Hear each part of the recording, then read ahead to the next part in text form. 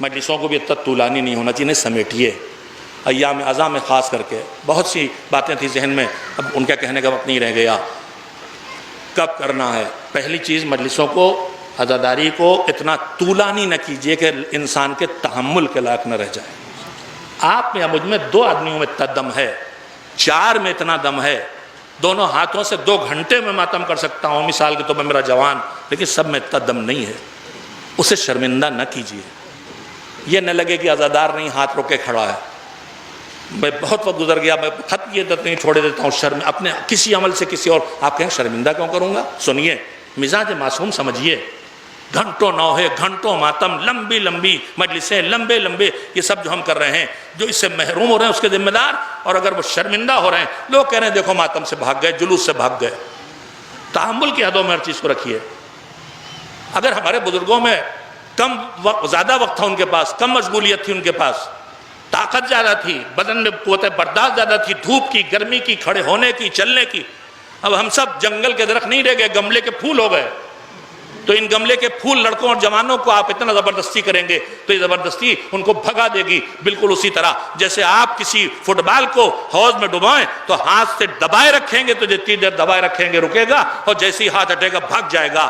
آپ نئی نسل کو عزاداری سے، ان لمبی لمبی عادتوں، ان لمبے لمبے پروگراموں کی وجہ سے، عزاداری سے، نماز سے، عبادت سے، ہر چیز سے دور نہ کر رہے ہو۔ خدا نخواستہ اس کا جائزہ لیجیے۔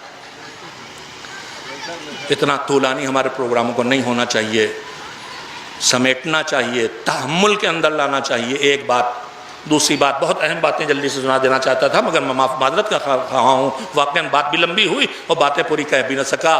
دوسری بات یہ، ابھی میں سنا رہا تھا دل دکھانا۔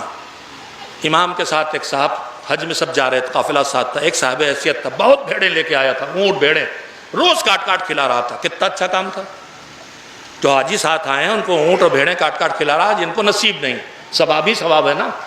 مگر امام ایک دن بلایا، کہ تم یہ جو کر رہے ہو تم نے کبھی سوچا تم دوسروں کو ذلیل کر رہے ہو؟ اس نے کہا مولا یہ نہ کرو۔ کیوں مولا؟ میں تو نیکی کے لیے کر رہا ہوں، لوگوں کو کھلا رہا ہوں۔ سنیں دین کتنا حساس ہے، اور ہم کو کتنا حساس ہونا چاہیے جو ہم شیعہ ہیں، جو ہم ان کے چاہنے والے ہیں۔ کہ تم نے کبھی سوچا تم روز بھیڑیں بکریاں کاٹ کاٹ کھلا رہے ہو؟ کہ مولا خوشی کے لیے ان کی۔ کہ یہ بھی سوچو اگر ان میں سے جتنے ہیں ان میں تمہارے جیسے صاحب حیثیت نہیں ہیں، تمہیں کھلاتے دیکھ کے ان کا کلیجہ محسوستا ہے کہ میں نہیں کر پا رہا ہوں، ان کو جو یہ دل کو اذیت پہنچ رہی ہے اس سے بچانے کے لیے یہ نہ کرو۔ اللہ کرے کہ آپ تک بات پہنچی ہو۔ میں بہت زبردست تبرک بانٹ سکتا ہوں مگر میرا غریب پڑوسی نہیں حیثیت رکھتا۔ اب میں نے اپنی طاقت سے زیادہ پیسہ لگا کے تبرک بانٹ ڈالا، اس کا دل محسوس رہا ہے کہ میں نہیں کر پا رہا ہوں۔ امام کہتے ہیں یہ نہ کرو کہ تمہاری عمل کی شدت سے کسی کے دل کو تکلیف پہنچے۔ دوسری اور آخری بات کہہ کے بات کو ختم کروں، پورے مذہب کا جائزہ لیجئے تو بتاتا ہے نماز راستے میں نہیں پڑھ سکتے، نماز راستہ روک کے نہیں پڑھ سکتے، نماز کسی دوسرے کے زمین پہ بغیر اجازت نہیں پڑھ سکتے، ہے کہ نہیں ہے؟ یہ روح ہے، مذہب ہے۔ تو پھر خیال کریں ہم کہ ہم جب جلوس نکالیں تو مجلسیں کریں تو راستے بند نہ کریں۔ آپ کی عزت، ہم ابھی سمجھ رہے ہیں تار کٹوانے میں ہماری عزت ہے، درخت کٹوانے میں ہماری عزت ہے، تار کٹے گا علم نہیں جھکے گا۔ یہ کوئی بیعت باطل کا مطالبہ نہیں ہے کہ علم نہیں جھکے گا۔ تار کٹے گا، محلے بجلی غائب ہوگی، بیمار ہیں بستر پہ ان کو اذیت ہوگی، ان کو کہیں پنکھا نہیں چلے گا، سب آپ سے بدگمان ہوں گے۔ لہذا خدا کے لیے اکڑ نہیں، جھک کے چلنا سیکھیے، کسی کو اذیت نہیں پہنچائیں گے۔ ہم حسین کا نام لے کے آگے بڑھ رہے ہیں تو حسین اذیت پہنچانے نہیں آئے تھے، انہوں نے پہلے ہی کہہ دیا تھا میں اس لیے نہیں نکلا ہوں، مفسد فی الارض بن کے نہیں نکلا ہوں، جھگڑا کھڑا کرنے نہیں نکلا ہوں۔ لہذا جھگڑے نہ کھڑے ہوں عزاداری میں کہ یہیں سے ضرور گزریں گے اور تمہیں یہ اپنا زینہ توڑنا پڑے گا اور تمہیں یہ چھجا کاٹنا ہے اور میرے باپ دادا سے اس گلی سے نکل رہا یہیں سے گزار کے رہیں گے۔ آپ مذہب کی روح کی حفاظت کیجئے، پتلی گلی ہو، پتلی سڑک ہو، چوڑی سڑک ہو، جلوس ادا کی یہ شان بنائیے کہ آدھا 2/3 جتنا کم سے کم آپ لے سکتے ہیں اتنا راستہ جلوس کے لیے رکھیے، رسیاں باندھ کے اسی سڑک کے ایک حصے کو آنے جانے والوں کے لیے خالی چھوڑیے۔